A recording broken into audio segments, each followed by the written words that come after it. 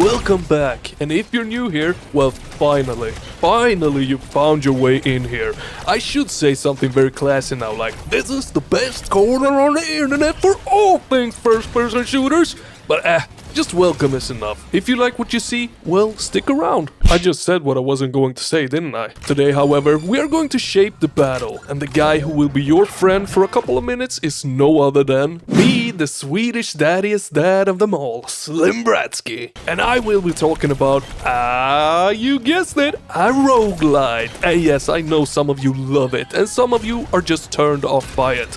Let me just tell you, when done right, the hours you spend in them just flies away like the wind itself. They can be so much fun. So with that said, let's find out if this Mega Man meets Doom is or isn't a time flyer.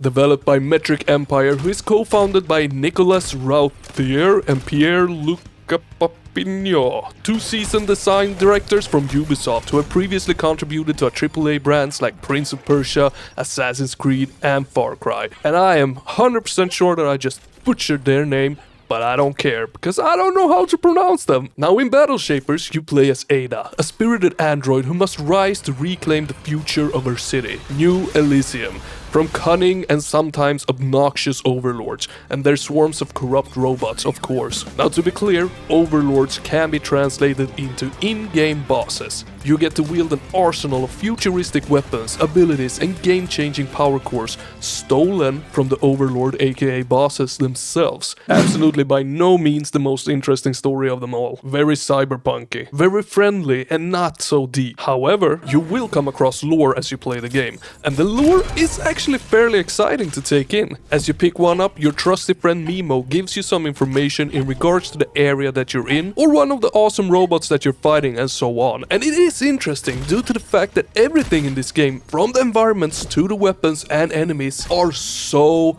well done. The environments are small but also detailed and gorgeous. The weapons, they all have insane characteristics to them without saying a single word, and the enemies just the same. So the interest of knowing more is definitely there throughout the game.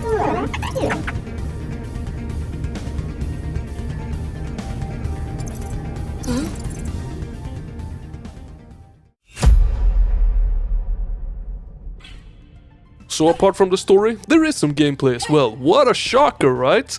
And the gameplay, well, it goes something like this.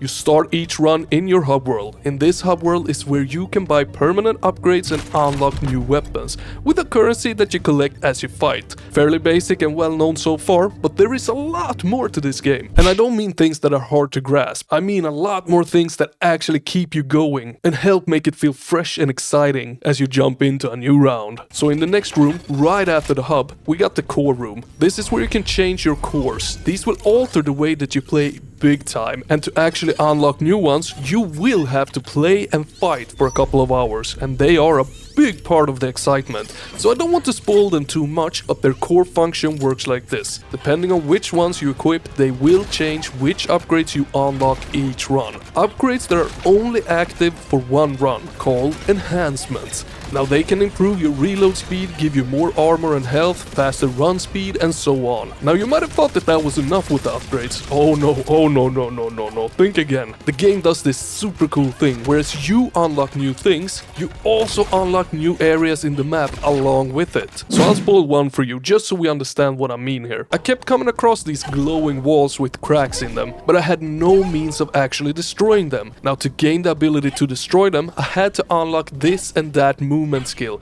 kill a certain overlord, and voila, tons of new secret areas to discover. And remember, this is just one that I spoiled for you right now. This happens throughout the game, and it really gives an exciting feeling of, oh, now I can do this and that, or check out that and this. And at the end, there's always an in-game reward combined with the satisfying feeling of rewarding you for your efforts. It's an awesome mechanic, and it really opens up the arenas that you fight in a whole new way.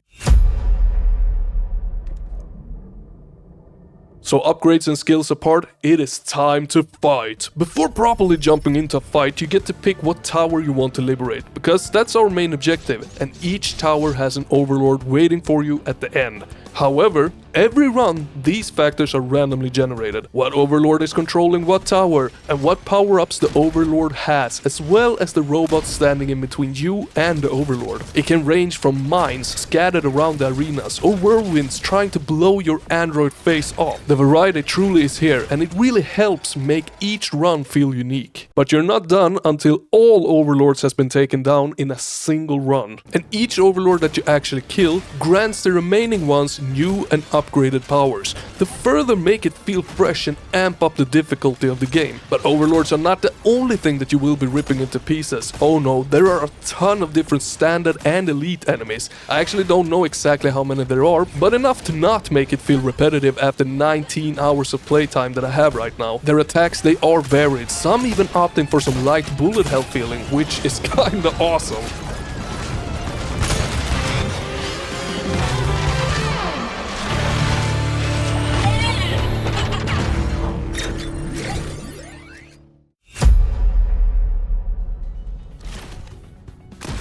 And the arenas, or towers as the game calls them, that you will be fighting these robots off in, they are so gorgeous! Sure, they are very colorful, very friendly looking pure aesthetics wise, very clean, but they are so detailed, beautifully lit, and I just want to freaking work in these towers. I want to spend 9 hours a day in any of these 3 towers. That's how appealing they are to me. But they are not only beautiful to look at, they are loaded with jump pads, verticality, pace-changing aspects like small platform puzzles, different challenges and upgrade stations. And each tower is designed different enough from each other to make them stick out from one another. Gosh, they really are so freaking good. Some of the most well executed and well thought out arenas that I've ever fought in. Not kidding.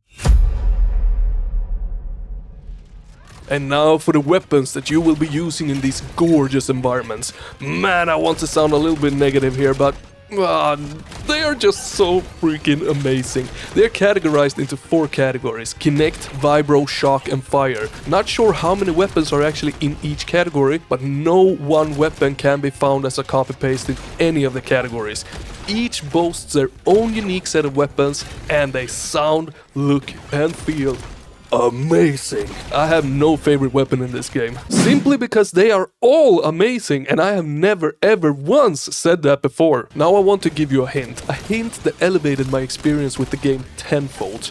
You want to unlock the upgrade that reloads the weapons when holstered. Why? Because you want to combine the weapons' different enhancements. Say that one weapon does 100% damage against burning enemies. What you want to do is take a weapon that sets enemies on fire, fire away 2 or 3 shots with it, switch to the other and finish them off. Keep doing this, and with the reload upgrade, do it with constantly fully loaded weapons. That said though, you do not want to miss out on the jaw-dropping gorgeous reload animations. They truly stick out, and they are like damn eye candy for you to feast on.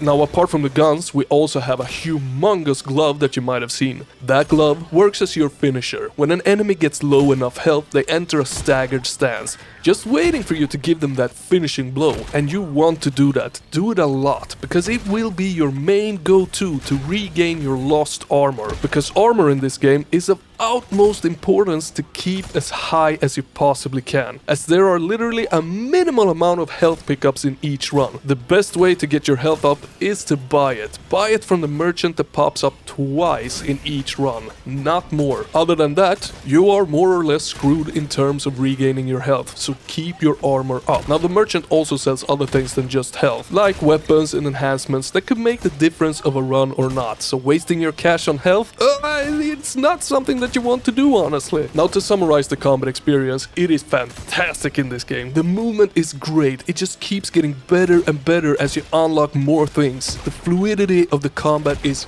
it's incredible. You're dancing around your foes and their bullet hell-like projectiles, finishing them off with your glove one by one, all with satisfying animations and sounds to them. It's hard to get enough of this game.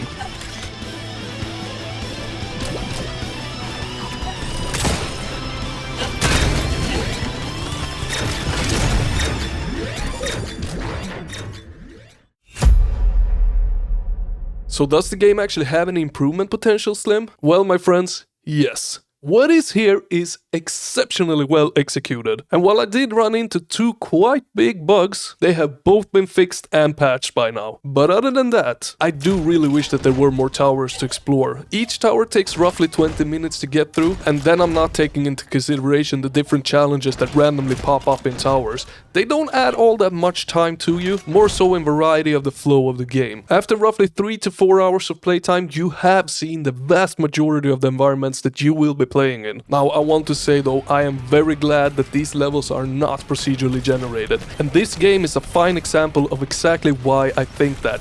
Nothing beats beautifully handcrafted levels like these, even if they get repetitive after a while. There is nothing that beats beautifully handcrafted levels. Now, the hub world could also be a bit more exciting. There really isn't anything to explore or interact with outside of the upgrades on your friend Mimo. I would have liked to see some secrets, some areas that unlock in the hub just as it does in the towers. So before you enter a tower, you replay the same 4 arenas before you reach the tower picking phase. And those 4 arenas are the sole thing that made me quit playing when I actually stopped. It doesn't sound like much, but they offer no challenge whatsoever to them. They feel like nothing but fillers to the game that you have to replay every time you die. Now, I actually think that the difficulty needs some further balancing. It really goes from a cakewalk to super intense and hard from one tower to another.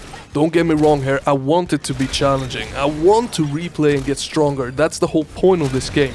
But it takes far too many hours and runs to actually come close to being strong enough to finish a full run in this game. And the goddamn boxes in the game, the small boxes that are scattered in each arena filled with money and the currency for permanent upgrades, requires you to look for them after you finished off an enemy in an arena. You have to open them or shoot them to get what's inside of them, and they can be placed anywhere, meaning each arena you have to check that you open all of them before moving on, and I don't like that one bit. Now, other than that, it is a freaking great game, well polished, if not the most well polished early access game that you can find right now. It is a ton of fun with fluid combat and great looking graphics and animations. And don't let the early access throw you off too much. Sure, there will be some things added, but not in an episodic way like most early access do it. This game is already chock full of content and it's well worth its price. But more weapons, enemies and a new tower is coming. This is fun, trust me, and so are these.